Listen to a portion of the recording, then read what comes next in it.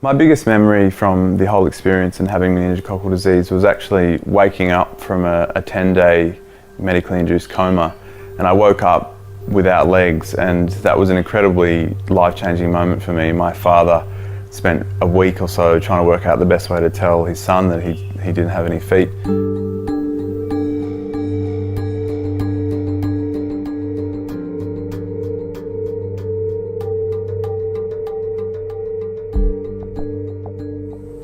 Improvements in nutrition, sanitation and vaccination have literally saved hundreds of millions of lives over the past century.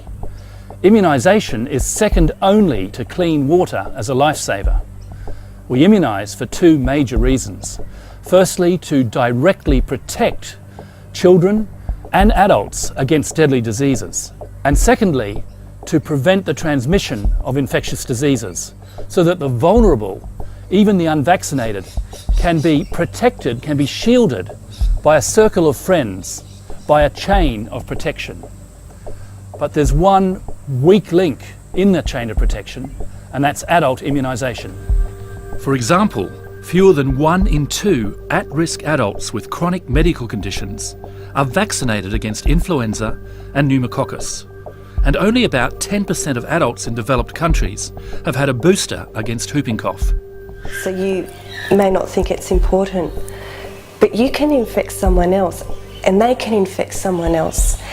And then that person who thinks they just have a cold might come into contact with a baby, and that's why it's so important. Almost everyone has their children immunised these days.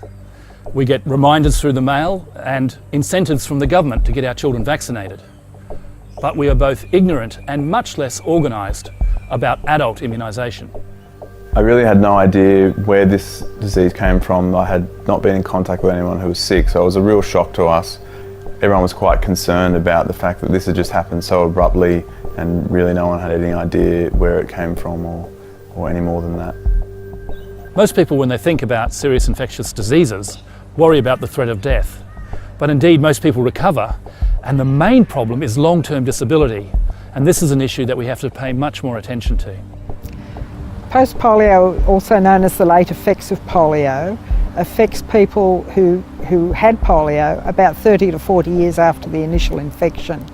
And post-polio relates to getting new muscle weakness and muscle pain, joint pain and fatigue, which I find the most debilitating symptom.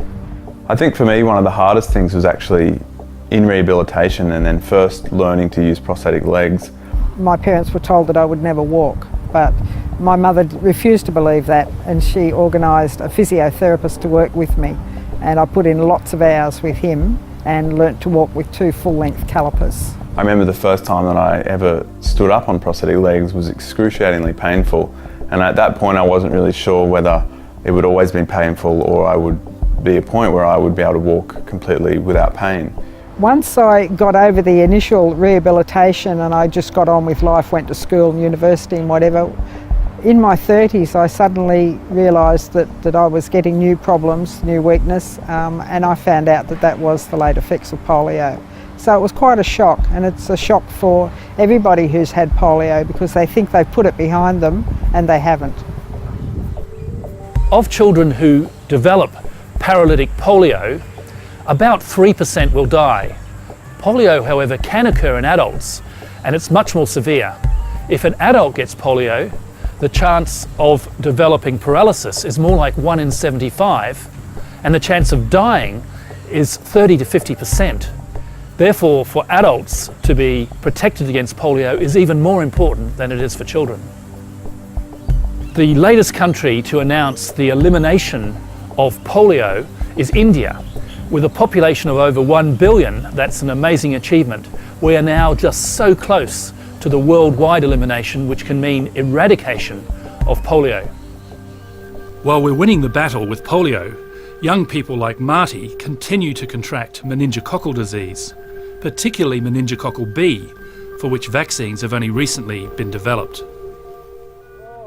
Now, Marty Maybury, skiing for that much sought-after medal. After contracting meningococcal disease and after I'd been rehabilitated and was back on my feet again, I actually got back into a sport which I'd always loved, which was alpine skiing, and subsequently became involved in ski racing, and I was lucky enough to have competed in the last 2 Winter Paralympic Games and actually won a silver medal in the downhill in Vancouver, which was an incredible experience. Ladies and gentlemen, the silver medalist representing Australia, Marty Mayberry.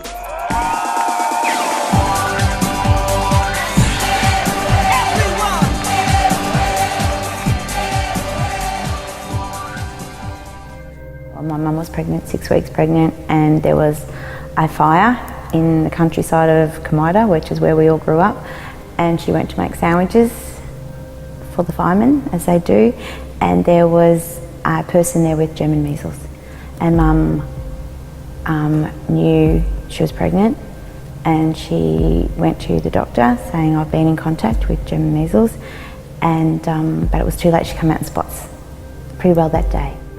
Rubella is commonly known as German measles. It's a viral infection, an RNA virus in fact, that we can prevent by vaccination. In children and adults it's relatively mild, but it's the unborn child, congenital rubella, in whom the infection can be just so severe. Antoinette was affected with, she was born with huge plaques of cataract over both her eyes. She was born with a heart defect, and she was born with hearing disability. So it was a beginning of a different journey.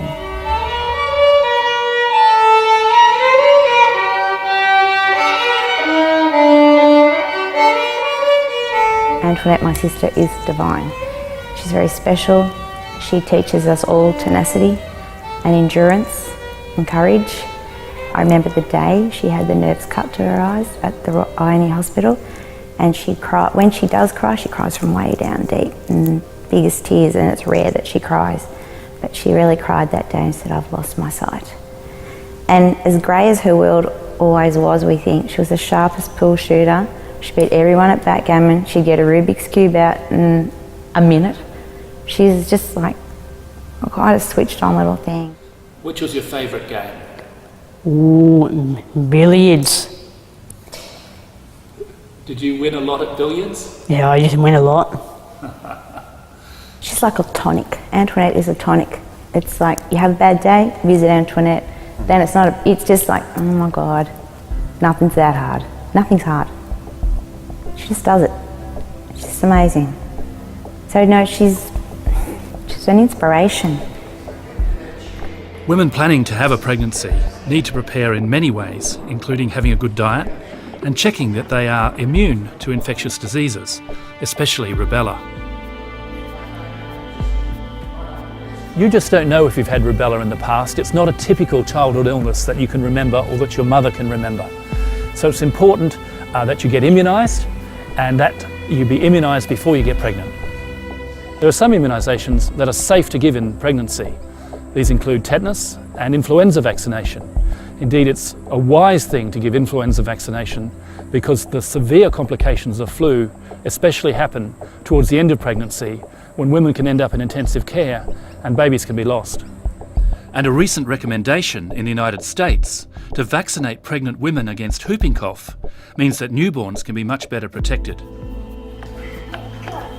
When we first met the McCaffrey family, Tony and Dave, on Chain of Protection 2 years ago, we realised the horror of pertussis and how it can severely affect and even kill small children. By improving the vaccine uptake against pertussis in adults, we can help stop the spread of this deadly disease, especially to young, vulnerable infants. Cocooning is all about protecting the baby until they have the immunity to protect themselves. In those first few months, babies are so vulnerable to whooping cough, and the only way we can protect them is if we all work together. So that's children, teenagers, adults, grandparents, childcare workers and healthcare workers. If everyone has an up-to-date booster, then we're all doing our bit to help protect that baby. Evie contracted whooping cough in her first days of life while still in the hospital where she was born. I was in a 4-bed ward, and there was a dad to one of the babies who was in the first stages of whooping cough, and he had it and spread it around in the room. I was heartbroken that I brought her into the world and she contracted whooping cough. So I will forever do as much as I can to help, and raise awareness, because not enough people know about it.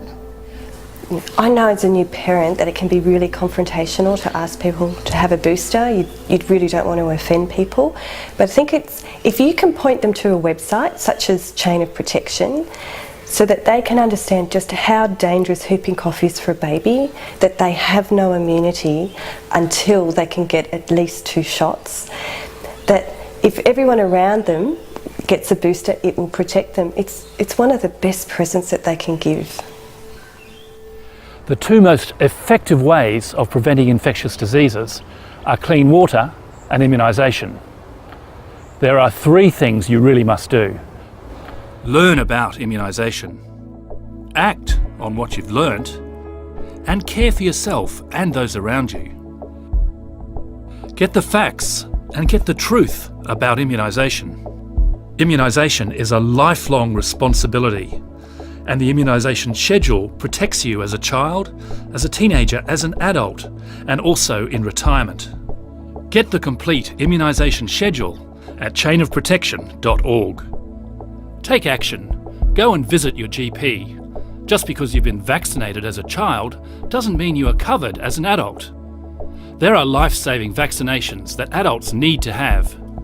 Chances are, if you don't know what vaccinations you've had, you may well be at risk of a life-threatening infection. Build your chain of protection. Get yourself immunised. Get your family immunised. Tell your friends and visit chainofprotection.org.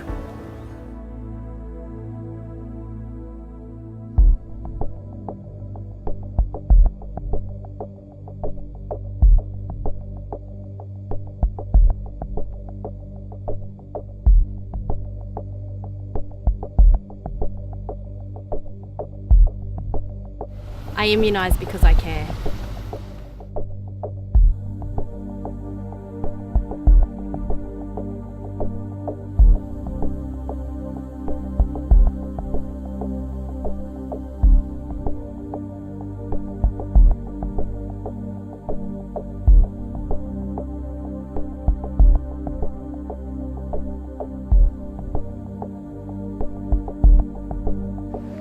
I immunise because I care.